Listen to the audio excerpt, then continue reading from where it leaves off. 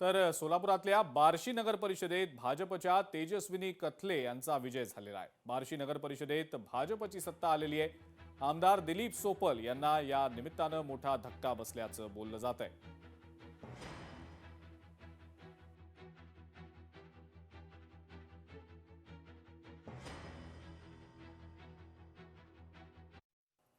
तर तिकडे कोल्हापूरच्या हुपरी नगरपालिकेमध्ये महायुतीला स्पष्ट बहुमत मिळालेलं आहे। नगराध्यक्षपदासह 15 जागांवर भाजपनं आपलं वर्चस्व प्रस्थापित केलंय।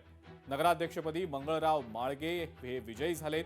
शिवसेनेला 4 जागा मिळाल्या आहेत, तर महाराष्ट्र नवनिर्माण सेनेनं सुद्धा 2 जागांवर विजय मिळवत चुणूक दाखवून दिलेली आहे। हुपरी नगर परिषदेचा निकाल लागलेला आहे। त्यामध्ये प्रामुख्यानं भारतीय जनता पक्ष, शिवसेना, आरपीआय आठवले गट आणि मित्र पक्ष महायुतीच्या वतीनं मी नगराध्यक्ष म्हणून आणि 19 नगरसेवक मला सहकारी म्हणून हुपरी गावाला निवडून दिलेले आहेत। हे सर्व महायुतीचे सर्व कार्यकर्ते आहेत। हुपरीचे असतील, हुपरी परिषद असतील, सर्वांनी मिळून आम्हाला हे शपथ करून दिलं, त्याबद्दल सर्वांचा मी शतशः आभारी आहे।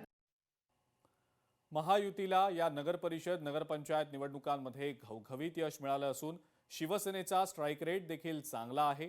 शिवसेना आणि धनुष्यबाण घराघरात पोहोचला आहे असं वक्तव्य उपमुख्यमंत्री एकनाथ शिंदे यांनी केलेलं आहे। महायुतीला कौल दिल्याबद्दल त्यांनी जनतेचे आभारही मानलेत।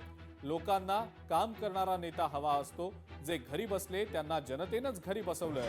आमचा विकासाचा अजेंडा आहे आणि त्यामुळे पालिका निवडणुकीमध्ये सुद्धा आम्हाला असंच यश मिळणार आहे असा आशावाद सुद्धा एकनाथ शिंदेंनी बोलून दाखवलाय।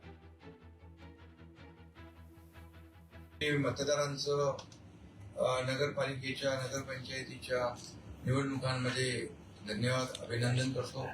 लाडक्या बहिणींचं अभिनंदन करतो। कन्या निवडणुकीमध्ये जसं लोकसभेमध्ये महायुतीला प्रचंड यश मिळालं, विधानसभेत देखील लँडस्लाईड मॅन्डेट मिळालं, तसंच या नगर परिषदा, नगरपालिका आणि नगरपंचायतीमध्ये देखील अतिशय दैदिप्यमान असे यश या आपल्या नगरपालिका आणि नगरपंचायतीच्या निवडणुकांमध्ये, स्थानिक स्वराज्य संस्थांमध्ये मिळालं। असंच यश येणाऱ्या पुढच्या महापालिका निवडणुकांमध्ये देखील महायुतीला मिळेल, अशा प्रकारचे एक संकेत या निवडणुकीमध्ये मिळालेला आहे। कुठल्याही क्षणी युतीची घोषणा होऊ शकते असं ठाकरेंच्या शिवसेनेचे नेते अनिल परब यांनी म्हटलेलं आहे। ठाकरेंची शिवसेना आणि मनसे युतीची घोषणा येत्या काही दिवसातच होऊ शकेल असं परब यांनी सांगितलं। मुंबईची जनता ही कायम ठाकरेंसोबत आहे।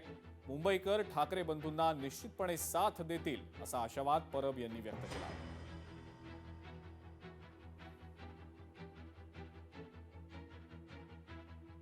अंतिम निर्णय कुठल्याही क्षणी जाहीर केला जाऊ शकतो। जवळपास सगळं संपलेलं आहे। दोन्ही पक्षाचे सर्वोच्च नेते कुठल्याही क्षणी या बाबतीतली अधिकृत घोषणा करतील। कुठल्याही क्षणी म्हणजे आजपासून कुठल्याही क्षणी। पुढची बातमी अमरावतीमधली आहे। अंजनगाव सुरजी नगर परिषदेमधल्या मतमोजणीत घोळ झाल्याचा आरोप काँग्रेसच्या नेत्या यशोमती ठाकूर यांनी केलेला आहे। यशोमती ठाकूर यांनी जिल्हाधिकाऱ्यांना फोन देखील केला।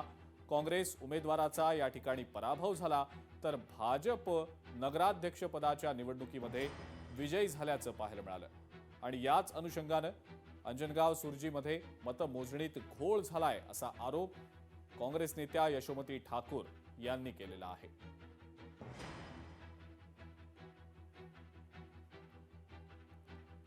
यशोमती ठाकूर यांनी मतमोजणीत घोळ असल्याचा आरोप तर केलाच, शिवाय जिल्हाधिकाऱ्यांना त्यांनी फोन देखील केला। अंजनगाव सुरजीमध्ये काँग्रेस उमेदवाराचा पराभव झाला, तर भाजपच्या नगराध्यक्षपदाच्या उमेदवार विजयी झाल्या।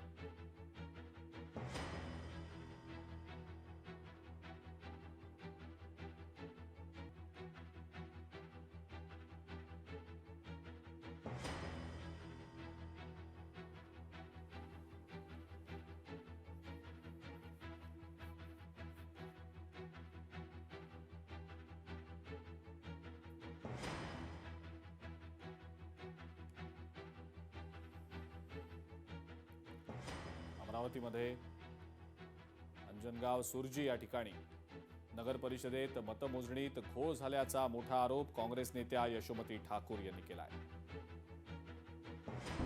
दर्यापूरमध्ये दिली, अंजनगावमध्ये साहेब, अंजनगावमध्ये तुमचा अधिकारी बदमाशी केली त्यांनी.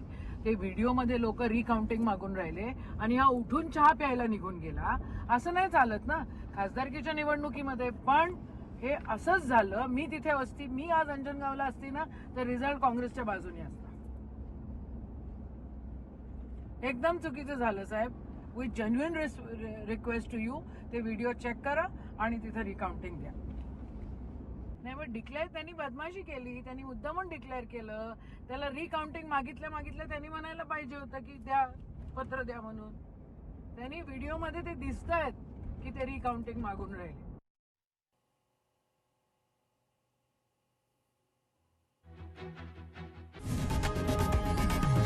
लोकशाही मराठी ऐका, पहा, जागरूक रहा.